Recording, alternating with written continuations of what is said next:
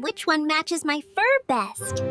This one is cute, but that one looks comfy.